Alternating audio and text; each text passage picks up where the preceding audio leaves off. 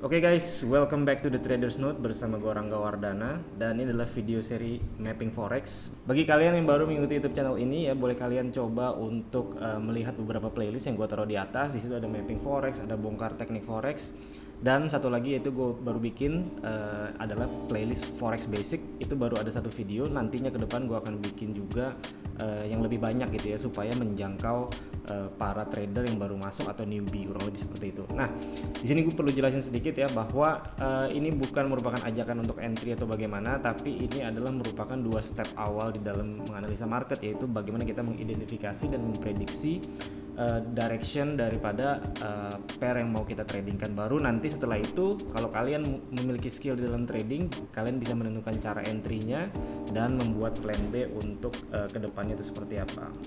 Oke, nah yang pertama ini saya akan bahas, biasanya itu kita mulai dari gold ya terlebih dahulu. Nah, kita identifikasi dulu di gold nih.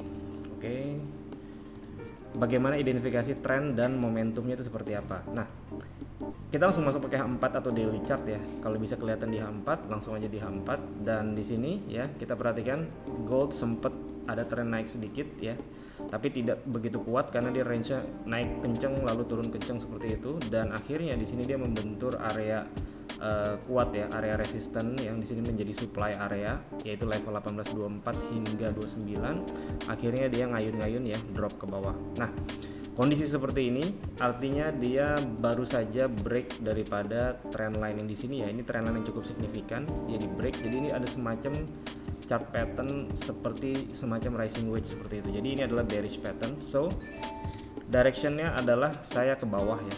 Dan kalau udah ke bawah seperti ini, bagaimana cara entry-nya? Yang saya akan tunggu adalah resistance pentingnya ya. Kita bisa lihat di sini ada resistance yang penting ya. Nah, kita bisa tungguin di area atas ini. So, kalau harga gold ini bisa kembali naik ke 18-14an, di situ mungkin saya bisa mencari posisi untuk trading sell. Pastikan ada candlestick pattern yang cukup bagus ini di gold ya. Nah, ketika turun nanti tidak perlu drop sampai ujung bawah, kita bisa ambil take profit di sekitaran 17.90 hingga 17.98 nanti. Ini untuk gold. Oke, lalu berikutnya ada di beberapa pair, dan ada juga pair-pair unggulan yang misalkan semacam EU, GU ya, EJ, GJ, nanti saya akan bahas. Dan pertama saya akan bahas lagi Canada CHF. Nah, di sini kita identifikasi tren, dia lagi naik nih kalau di H4 ya. Tapi kalau kalian perhatikan di daily chart, nah ini sebenarnya dia trennya turun kan. Nah, memang dia di sini naiknya kuat, tapi di sini dia ketemu resisten yang cukup penting nih. Oke. Nah, kalau kita lihat di H4, di sini ya ada rally base drop yang menjadi supply area, dan kalau kalian geser ke kiri, di sini ada signifikan support ya. So, level ini kalau dia seharusnya bisa bikin si Canada CHF ini drop ke bawah kalau ada price action yang bagus ya. Pastikan diperhatikan di H1-nya, tapi namun ya kalau misalkan ini dia jebol atas ya, kita bisa gunakan retestnya untuk entry nanti. Oke. Jadi saya lebih prefer nunggu, biarkan dia break, retest kembali ke level tersebut ya, 7320 untuk diambil buy-nya ke atas. Kenapa demikian? Karena kalau diperhatikan di lower time frame, misalkan di H1, nah di H1-nya ini tidak ada pattern apapun yang mendukung untuk ngambil bearish-nya atau sell-nya saat ini. Jadi saya lebih prefer membiarkan si Canada CHF ini naik, lalu retest, baru diambil buy-nya di sekitaran bawah sini. Oke. Itu untuk Canada CHF. Nextnya di Euro New Zealand. Nah, di sini Euro New Zealand ya, kita identifikasi trend dan momentum. Nah, ini langsung ketemu pattern ya. Jadi dia patternnya ada semacam head and shoulder. Di sini adalah left shouldernya ya. Di sini adalah headnya, dan di sini sekarang lagi bikin right shoulder ya. Jadi harusnya selama ini tidak jebol nih level 1.6770 sampai 6800, si Euro New Zealand harusnya dia arahnya adalah turun ke bawah gitu ya. Jadi saya bearish untuk Euro New Zealand, levelnya adalah kurang lebih level kondisi saat ini. Apakah bisa langsung entry sekarang? Tentunya dikembalikan kepada bagaimana cara trading kalian ya.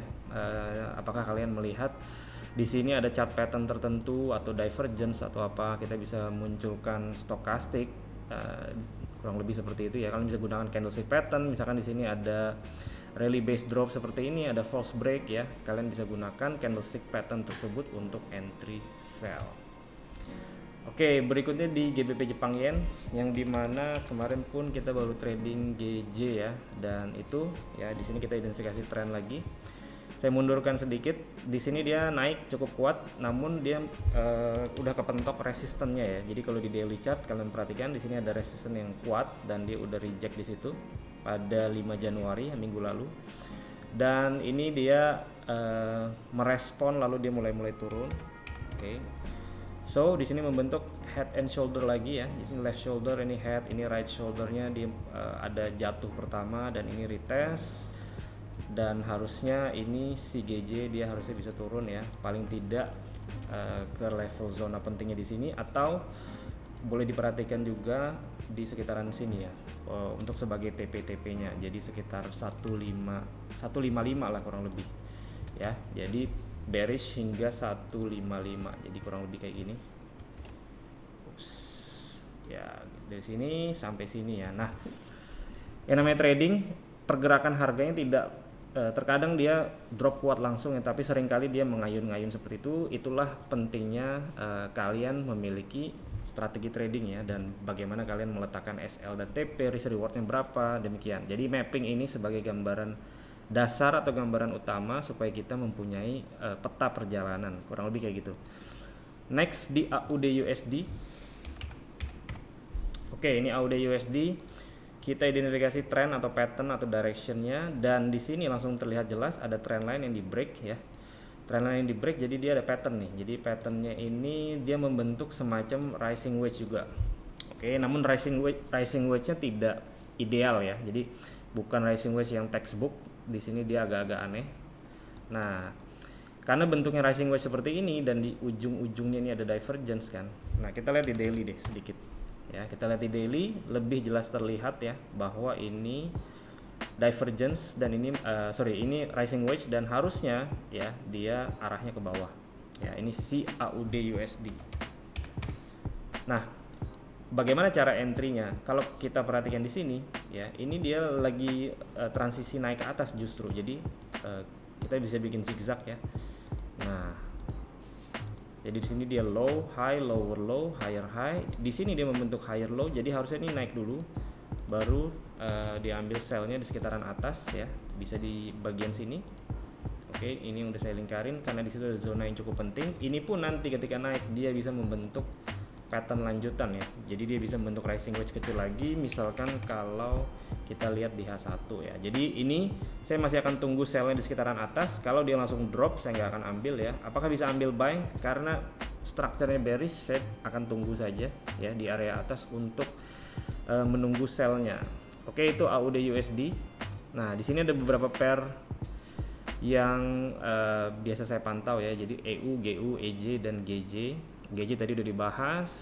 Nah, lalu kita coba lihat di EUR JPY yang dimana strukturnya juga bearish ya. Dia pun membentuk kita identifikasi trennya di sini. Kalian perhatikan di atas ini dia tren naik lalu dia kepentok atau ketemu ya, membentur area support yang signifikan. Jadi di sini ada 1 2 3 titik ya di sini. Jadi ini merupakan area support yang cukup penting buat si EUR JPY. Ini saya bikin dulu dan kita panjangin ke kanan. Oke. Nah, kalian perhatikan di sini tuh dia kan reject di sana ya, dan dia membentuk head and shoulder. Jadi banyak pattern head and shoulder di pair JPY yang dimana harusnya bisa menekan arahnya ini ke bawah ya. Dan ini dia impulse, ini koreksi, jadi harusnya si EUR JPY juga arahnya turun ke bawah at least sampai ke 129.75. Nah, di sini dia membentuk swing high di mana dia udah ketemu support yang menjadi resisten. Jadi harusnya dia bisa drop turun ke bawah untuk EUR JPY. Bagaimana dengan EU dan GU ya? Di sini EU strukturnya itu sideway ya. Dia sideway banget, dan di sini ada supportnya, dia mental-mental. Jadi ini agak susah ya di tradingin kecuali tradingnya pendek-pendek, dan biasanya kalau seperti itu kita manfaatin H1 dan kita cocokin sama ketika market Eropa buka ya. Jadi ketika jam 1 jam 2 siang itu ada pattern apa, itu bisa trading pendek-pendek. Itu untuk EU dan GU ya, yang dimana biasanya akan mengikuti trennya saja. Oke, kurang lebih cukup sekian video hari ini ya. Sekian video hari ini, semoga bisa membantu dalam trading Anda, dan seperti biasa, plan your trade, trade your plan, be disciplined, tetap konsisten. I'll see you guys in my next video. Bye.